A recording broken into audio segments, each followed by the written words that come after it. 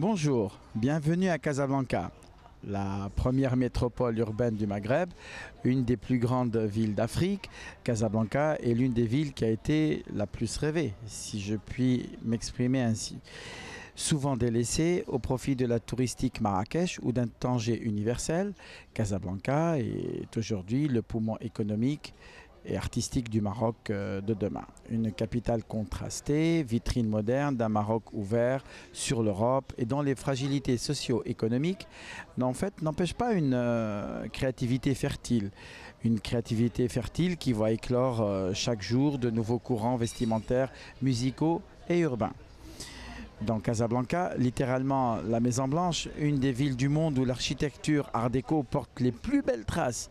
En fait, c'est lorsque l'on s'attarde sur ces murs délabrés, délaissés aussi, que la ville blanche est la plus parlante. Son patrimoine souvent ignoré ayant été l'un des plus grands laboratoires architecturaux du XXe siècle.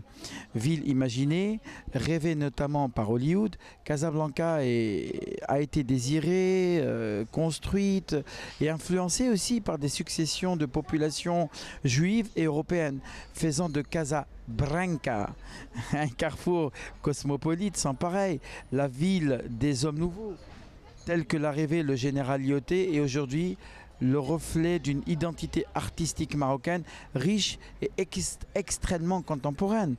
D'une mémoire à l'autre, un voyage dans la ville et dans l'imaginaire de ceux qui ont fait de Dar el Beida, non, en fait c'est le nom arabe de la cité et traduction de nom portugais, Casablanca, dont on parlait tout à l'heure, et espagnol Casablanca, leur plus bel objet de désir, du quartier libertaire de Haï Mohammadi aux traces du patrimoine exceptionnel judéo-arabe de l'ancienne Médina, en compagnie de vrais Bidawi, habitants historiques au cœur de leur Casablanca.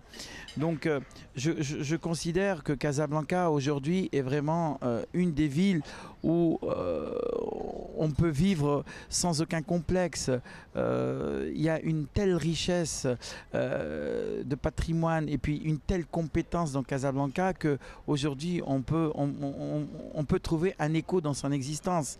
Et je vous invite un peu à regarder le reportage sur Casablanca.